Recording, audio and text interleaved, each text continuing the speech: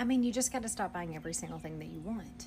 You just have to stop doing it. You've got to learn to tell yourself no. You've got to learn to tell yourself, I really want this thing, but it's not something I can do right now, but I can save for it. I can budget for it. I can plan for it, but I can't do it right this second. You see, it is so easy to get caught up in me, and I want this and I want that, and I want to run through and get a coffee, and I want to run through and grab lunch, and I want to have food DoorDash, and I want that new purse, and I want this. And it's so easy to get caught up in that. But if you're in that cycle, you also cannot simultaneously be getting out of debt and changing your financial future. I know it sucks. I don't make the rules. I'm just relaying them, okay? You are going to have to tell yourself no. You are going to have to be able to pause and not click add to cart, submit, and ship. I keep a list in my phone. It's called Kara's wish list. And when I'm out or I see an ad or something comes to mind, I put it on there of like, this is something I would like to have, but I don't buy it right then. Even if I have the money, I don't buy it right then. I want to sit on it. I want to think about it. And the amount of times that I go back to that list and I'm like, I don't really want a new Kindle. I don't know why I put that on there. Delete. Like, you've got to learn to do that or nothing's ever going to change. So can you do it? Can you tell yourself no? Let me know in the comments. Something a lot of people got to be delivered from is touching money and wanting to instantly spend it on material things. This is why the rich get richer and the poor stay poor. It's like, why every time you touch a little bit of money, you just want to go blow that shit on something stupid? You know, something stupid that in 5 to 10 years, even 3 years, you're going to be like, what the fuck did I get this for? I probably only used it once. I probably never even opened it. It don't serve me no value, you know? And this is something that I'm trying to learn as a young girl. Like, when you get money, learn where to put your money. You know, stop going like, oh, I gotta go buy me some new shoes. I gotta go buy me some new clothes. I gotta... shit that you ain't gonna fit in a couple years, maybe even fucking months. Be for real. We be so quick to throw money away, especially when I started having that little fake conversation about that little stimulus that we was gonna get, that we all know we ain't fucking getting. But when they was saying stuff like that, everybody's instantly like, oh, I'm about to go buy this, I'm about to go buy that. I ain't hear nobody say, oh, I'm about to go invest that shit, or I'm about to go try to put this into that, or put this into a savings account that builds interest. Nothing. Like, everybody automatically think, okay, when I come into some money, I gotta spend it on bullshit. And this is why we continue to live in a cycle of never having no money, never having financial stability, because every time we get a little bit of money, we instantly want to spend it. Nothing says your discipline like your ability to touch money and not touch the money. You know, put the money away, learn how to budget the money, learn where to put the money, learn how to invest the money. Nothing says you're disciplined like that, because if the first thing you think of is going and blowing that shit, you need to start over and try again. It's no secret, overconsumption is everywhere, and my husband and I have definitely felt the pressure.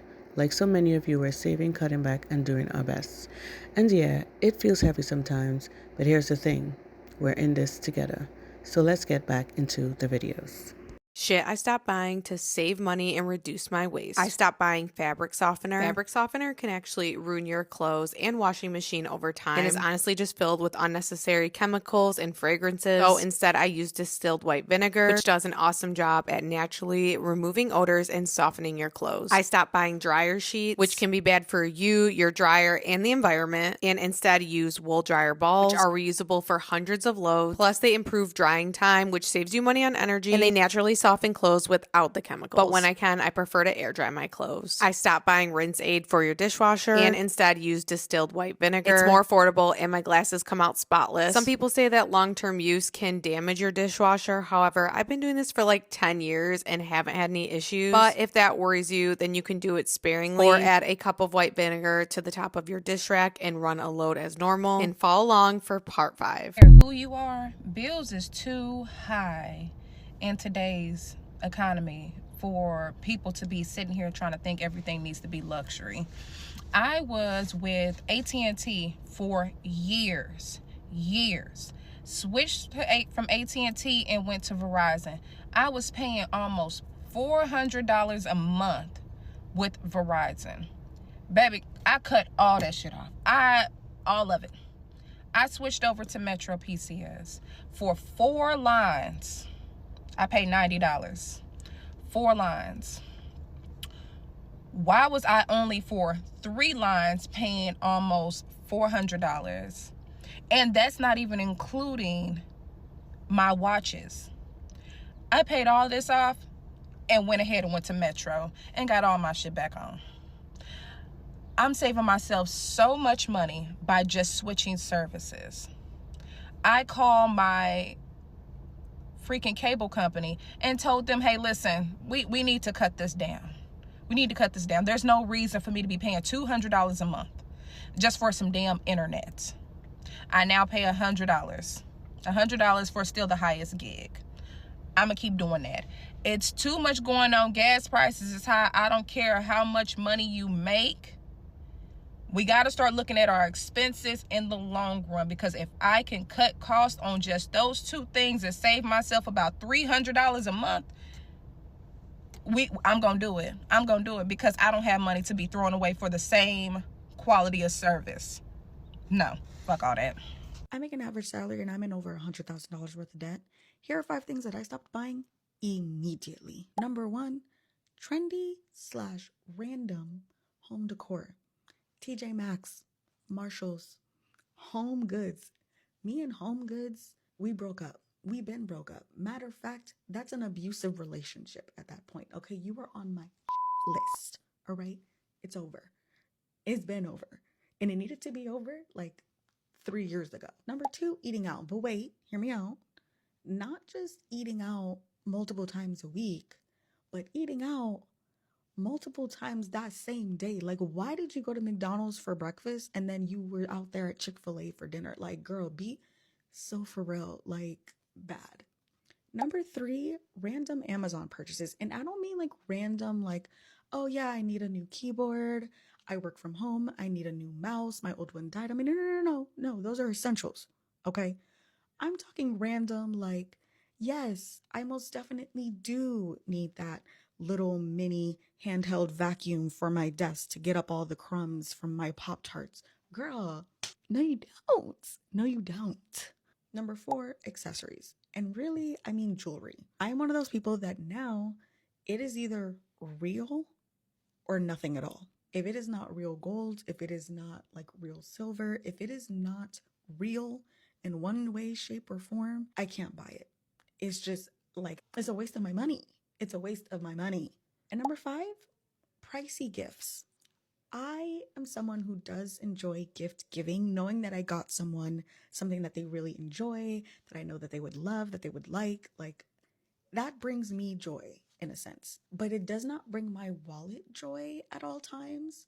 So having my friends and family and like close people know that, hey, let's still love you down, but I can't spend what I probably used to spend on you during this lovely little journey of mine, seeing how much debt I've accumulated, and like I don't have the funds, baby. I don't have the funds. So pricey gifts. I'm sorry. I can't do it anymore. Like $50 limit and under, baby, because anything over that, I can't do it. I can't do it. If you're also on a debt payoff journey, what is one thing that you cut off? I gotta know. Like, what did you just like cut out? Tell me in the comments. Tell me. And I'll see you guys in the next one. Bye. Only buy the necessities. You need to stop overspending like your life is depending on it, because it is. Prices are skyrocketing and people are paying more than $10 for a carton of eggs. So stop buying eggs. Buy non-perishable items like beans. You need to be spending as if you have $0 in your bank account. I'm talking about bringing back the couponing. Getting those deals on bananas at a farmer's market. Buying flour and yeast and making your own bread. That's what it's coming down to, y'all. Don't say it's impossible, because it's not. There are so many ways and resources to live below your means. I'll give you one right now, okay? I want you to try this. Only leave your house if you have no food. Go into every cabinet, every shelf of your fridge. Try to create a meal before you go out and buy more food. Do not step foot into a mall because you do not need it. You need to be repurposing your old things. Stop buying books. Go get a library card. Support small businesses because they need us the most right now. And your wallet needs a break from spending. If it takes you more than about 20 minutes to straighten up any room in your house, or if you find that when you do straighten up, there's still like visual clutter, or you still feel like the room is just not put together, it's untidy, you probably have too much stuff. And that's something that we don't like to hear, because when we hear that, it means, oh my gosh, I need to stop buying more stuff. And I also need to start getting rid of some of the stuff that I have. But I would encourage you in that, because most of the time when we have all of these things, we're not even using them. Like the room that you're in right now, just look around, visually scan the room and see what's in that room, see what you actually use, see what you don't use, and look at it on a status of like, do I actually need this? And I'm not saying that if the answer is no, you got to get rid of it today, but just offering you some perspective. Are most of the things in your home things that you use regularly? Do you have a use for these things? Are they valuable to you in that you use them regularly, or are they just taking up space, and can you get rid of them? Because we complain about like how untidy our homes can be. We complain about all the stuff that is in our homes, but we would not complain about it if we did not have so much to manage. And that's just a thought for you. I would say 20 minutes is probably a stretch, because honestly, if you pick up everything, put it where it needs to go, and then vacuum or sweep and mop or whatever, 15-20 minutes is all you really need to clean any room, and that's a lot of time. So if you cannot get a room together within that amount of time, you probably have too much in that room. You probably have more than you need, and you probably just don't have anywhere to put it all. And the solution to not having enough space is not to buy more storage containers or buy more things to house the things. It is to start with the things and start eliminating them. I think we're past decluttering season. I don't know. It's still kind of the beginning of the year, so maybe this motivates you to like go look around and get rid of some stuff. Listen, these are some things that I did to cut back on spending in 2026. Turn that cable off. I know me, I'm used to cable. I grew up with cable. But just stream them networks or get you a Fire Stick. Xfinity is too high. Cancel them car wash subscriptions. You don't even run your car through the car wash that much. They was charging me for 3 cars. 3 cars every month. This is a hard one, and y'all may not agree, but I had to stop getting my eyebrows waxed. Every time I was going to get my eyebrows waxed, I felt like they was getting thinner and thinner. The minute I stopped and they grew back and I started arching them myself, it was coming out perfectly. The shape that I needed and the shape that I wanted. It was costing me $30 every time I got my eyebrows done. Stop going to get them eyebrows done. Ooh, this is a hard one too. Ooh. Stop eating out often. When I say often, I mean limit yourself between 2 to 3 times a week. Other than that, you need to cook. Go to the grocery store, get food. It'll save you money in the long run. If this ain't it right here, this is the one. Take that power bill off that flat rate. Once y'all see the usage that y'all actually are using versus what they're charging you for the flat rate, you will see a major difference in the extra money that they are getting out of you every month. Take that bill off a flat rate. Don't be scared. Do it.